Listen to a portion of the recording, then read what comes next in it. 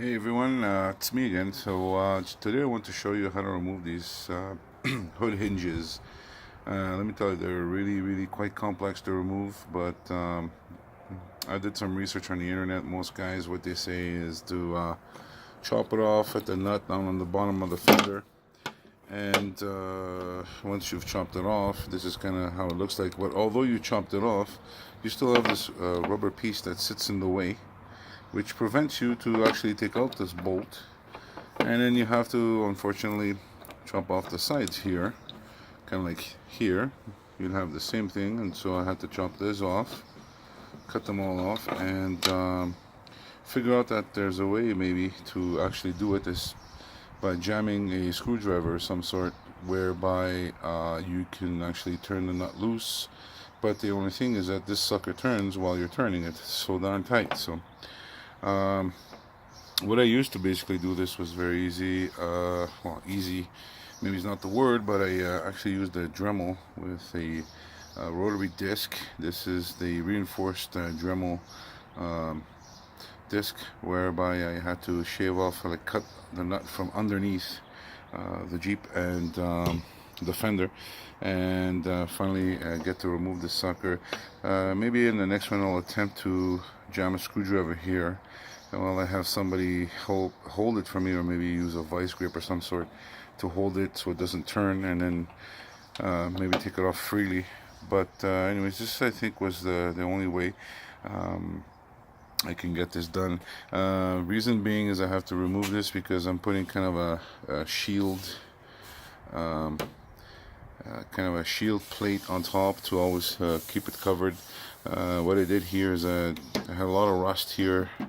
It was building up, so I kind of killed the rust completely and just grinded the heck out of this sucker. I ended up having some holes all around, so I used some filler.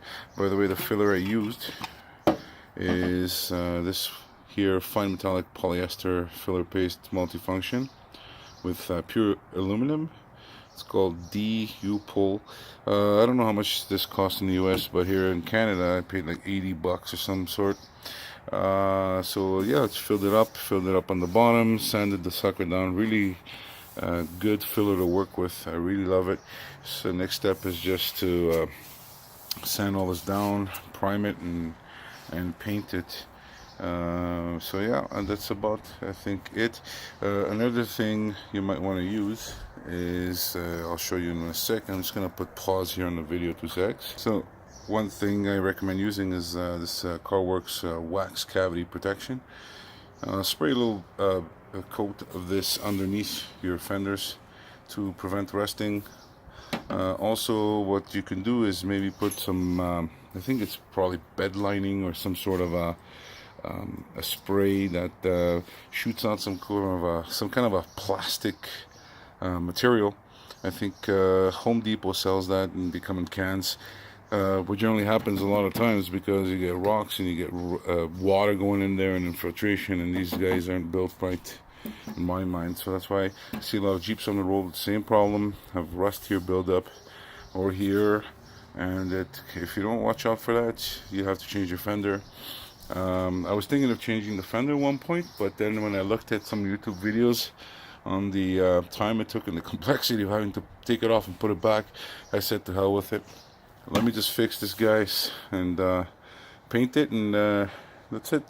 Maybe I'll do a second video how it looks like in the finish. So hope you enjoyed this video.